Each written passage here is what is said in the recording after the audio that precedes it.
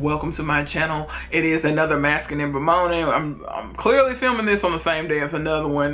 That's why, again, no actual mask on today except for my hair mask underneath my handy dandy wrap, which is again from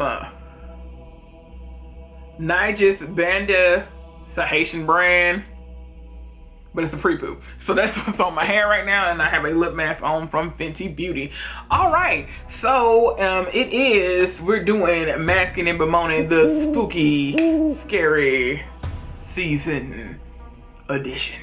And like as stated, because again, it's Halloween time, you know, the best time of the year according to some people, which I've always loved a good horror movie. So we're trying to knock out 10 for the movie or series, trying to knock out 10 for the season. Some of these I watched a little bit before because they came out and available on platforms before this one, or you know, whatever. I will probably put a list and I'll pin it somewhere of the actual movies that we, or you know, pieces that we're going to watch for sure. They're not going to be in any particular order. This is just how they are. I'm trying to get out 2 a week. Anyway, hi, my name's Nancy. I do content on here. I like to review movies and shows sometimes, even though this is technically a beauty channel, but I like other things and I don't feel like separating my channel from that. I just named them 2 different series. This is my masking and bemoaning. Been gone for a minute. I just now re-got the bug to do it again. So here we are. All right, so the film that we're actually gonna do today, I know our first one was actually a series, so they'll go between that, and I tend to look for things that are going to be accessible for everyone to watch on some platform or the other. But I broke everything down. Basically, we're gonna hit 8 points in everything. Yeah, so. And just to keep it short, everything under 30 minutes, because I was talking the whole time. Like, I'm talking a lot now.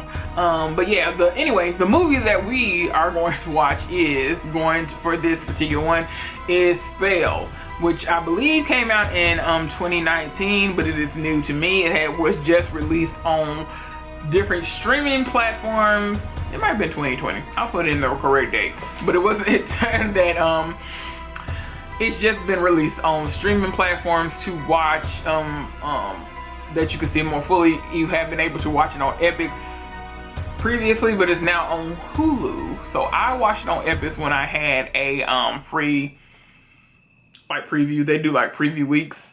So that's when I watched it. It's an hour and some change, but it's currently on Hulu.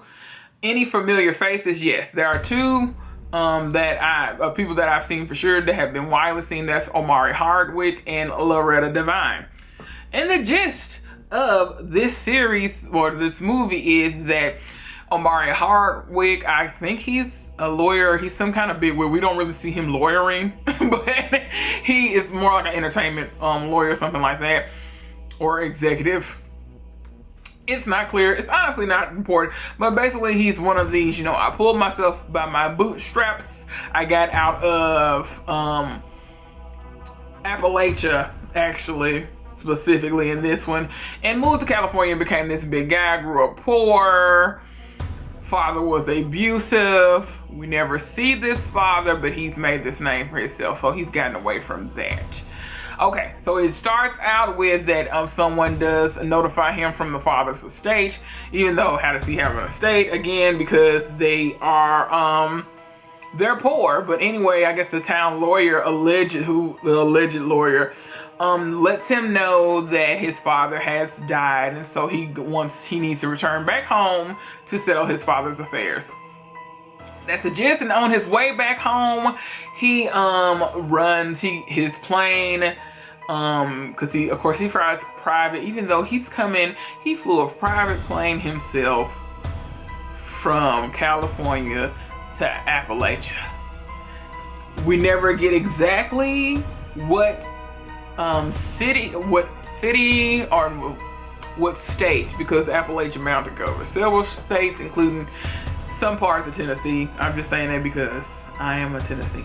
But I will insert which ones ever I actually consider Appalachia. So anyway, like I said, his plane goes down, and it's all like some kind of like, you know, supernatural kind of setup. That's how it's, you know, set up,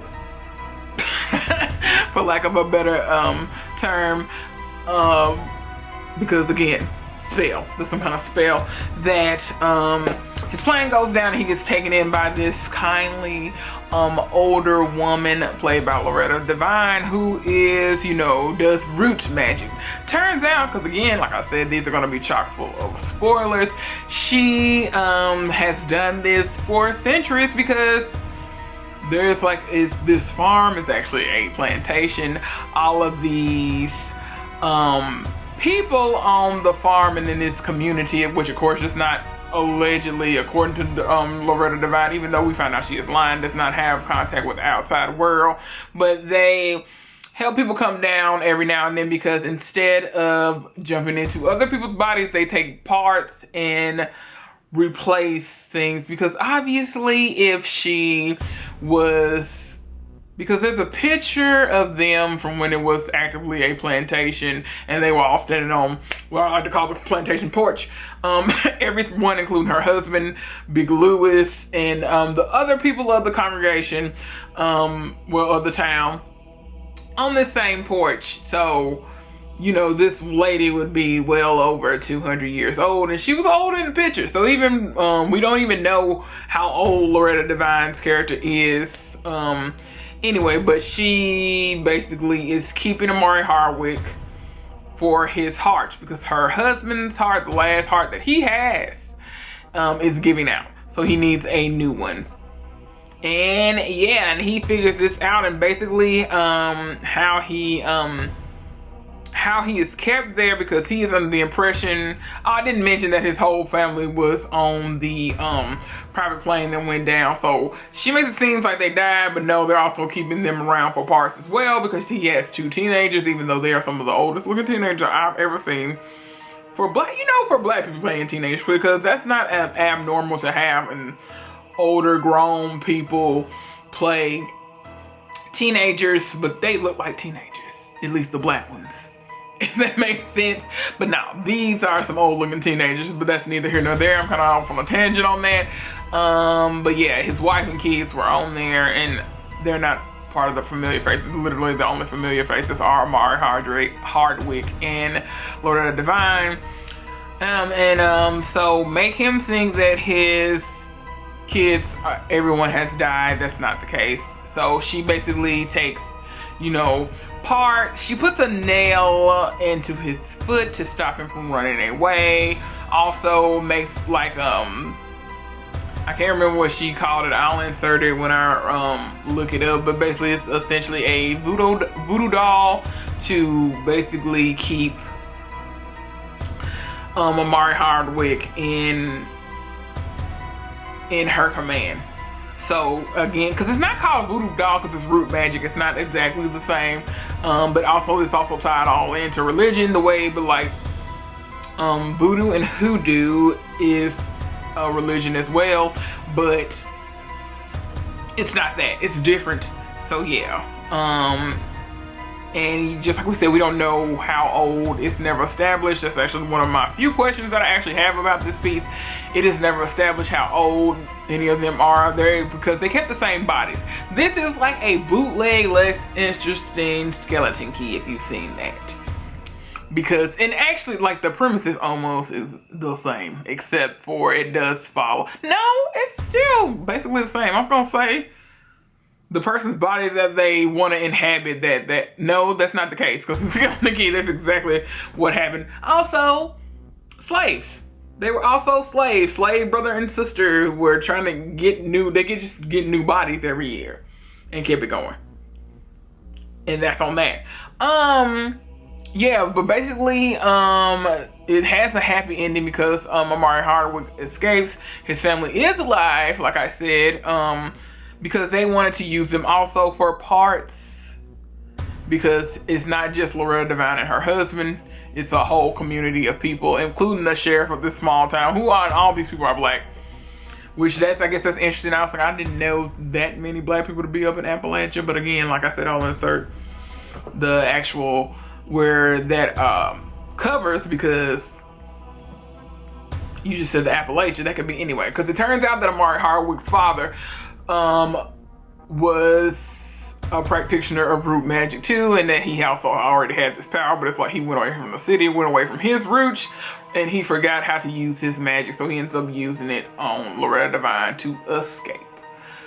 That is because not only does she have a voodoo doll of him, there's one for everyone in the town, including herself.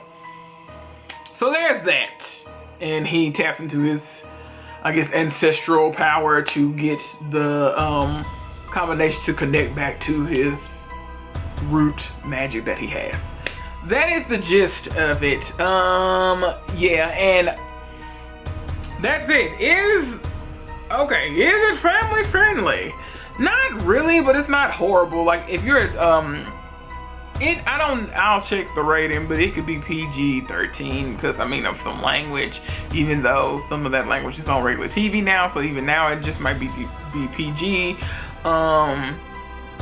Yeah, because even and it obviously gets a little graphic sometimes, because they're literally trying to take body parts from people, but that's part of it. So it's not family friendly per se, but it's not horrible. I think it's mature audiences, but that still could be, kids could watch it and it's not that bad. The worst thing is really the language. It's on a scale of 1 to 5 spooky, scary skeletons. How spooky or scary is this? I give it a 1.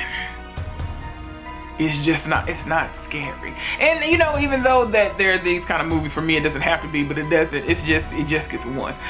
Because it's not scary, even though there's not even anything that makes me jump. There is suspense more so than scary. It's more so, is he going to get out of this situation? Because I will say, at least at certain parts, it doesn't look good for him, which I like suspense in my film. My horror thriller pieces, there needs to be some kind of suspense. There has to be some kind of stakes. And well, honestly, and that's in most drama things, there has to be some kind of stakes. Where there are no stakes, it falls flat. Yeah, so we can go in, and he's not like this trope of like the impossible white man, even though of course, if it's black people, it's still, that's the name of the trope. But yeah, how you watch something like I guess an example of the impossible white man would be like Jon Snow. Jon Snow in Game of Thrones, in some of the situations, a lot of the situations he was in, he should have been dead. Just even from just the way you filmed it, regardless of what you needed him to do for the story, is just that the thing that you did for this particular scene, the way you filmed it and had all of this, and that did not have to be filmed this way. He didn't die, Impossible White Man. He can survive everything. Tom Cruise often plays this kind of thing too. A lot of superhero stuff, like, Captain America was like that for a bit, even though there would be some stakes in like the Avengers and Captain America and all that, but there's not, for the most part, he's going to be okay. So yeah, but overall, is it a good movie or is it worth your time? To me, no. This is not a good movie because, like I said, this is a bootleg Skeleton Key. I'm actually going to give this a 2.5 out of 5. Just overall as a movie goes, because it didn't bring anything new as far as story-wise. I probably would also enjoy this more if Omari Hardwick was not the lead actor. I just don't think he can carry a lead as well as he thinks he is, because there are certain things that I wanted from him. Like, because even though it kind of leaned into being campy, which is fine. I enjoy campy horror films, but it's like he took himself a little too seriously, even though it's a serious situation for him, but it's like he couldn't really play with it. And even when there were supposed to be pockets of humor, even before he gets into the Appalachian with his wife and his family, he was terrible. It's like he didn't have the charisma or like he didn't have the chops to even make it land. Like, even like the little joke he's playing on his wife in the beginning, it's just like, you just seem like an a-hole. It doesn't really, it wasn't like, oh, this is playful and they're in love, and oh, look at what he has. He's just, I was like, and I'm not one of the people that was like a fan of him, nor a hater, because it's like, I really didn't watch Power either, but I was just like, he is not carrying this well. Laura Devine does well, because she's just a seasoned actor, and but just some of the horror stuff, just some of the stuff is heavy-handed there, so that's kind of takes you out of like the build-up. The cinematography was not great either. It did look kind of low budget, just the way that it was filmed, although the actual plantation in the town or / town that they were in looks good. It does look good, but it's just like there's just different pockets where there's not clarity, and I didn't think that Amari Hardwick was a strong enough of a leading man. Laura Devine did fine, even though like I said, there were times she was over the top, and so did some of the other characters. I didn't actually like the people that play his family. His daughter didn't really say anything. Yeah, it was just, a lot of it was heavy-handed. So yes, I would say don't waste your time, but ultimately you can watch whatever you want to. You grown. Okay, so final questions of the whole piece. Where exactly in Appalachia is he from? Like, you know, we're too beyond this to not be specific anymore. That's my thing.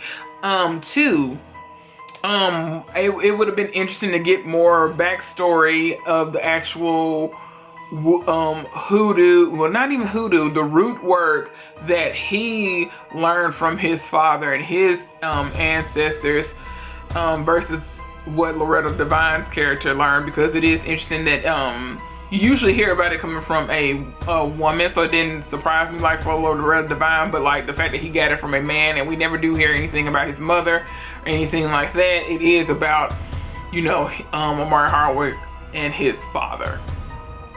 So yeah, and then how it's just odd, and just the fact that he's supposed to be so with it, but he never like asked any questions. Like, it was weird to even get called by that lawyer concerning his father's estate, considering how he grew up. It was just, yeah, like you kind of knew that that's not the kind of town that you grew up in. So it was just, yeah, and it just details that would have helped fill out the story more. We don't know how old everybody is. We don't know how long they've been doing this. We don't know it, to the point like, is that homegrown where because she was a slave, or did she bring this from, is she originally from Africa? So did she bring that from Africa, or was this something that was handed down to her and she was already over here as a slave, kind of thing like that? Or is that something straight out of Africa, because we don't know how old she is? So she could have always been here. And you know, and what happened to her masters too? There are no white people in this town, which that's fine. But you know, because this story, I do like that ultimately this is not about white people, but it just could have been executed better. All right, I'm rambling. This has been my thoughts. We got a few more to go. We're trying to fill up the month. So yeah, that's just something that's not worth your time. Hope you liked this. Remember to thumbs up, like, and subscribe. Tell me what you guys thought about Spell. I know a friend had seen this, and she thought it was pretty good, and we had a discussion. I disagreed. so that's that on that. Y'all have a blessed day. Remember, the Nancy loves you. Bye.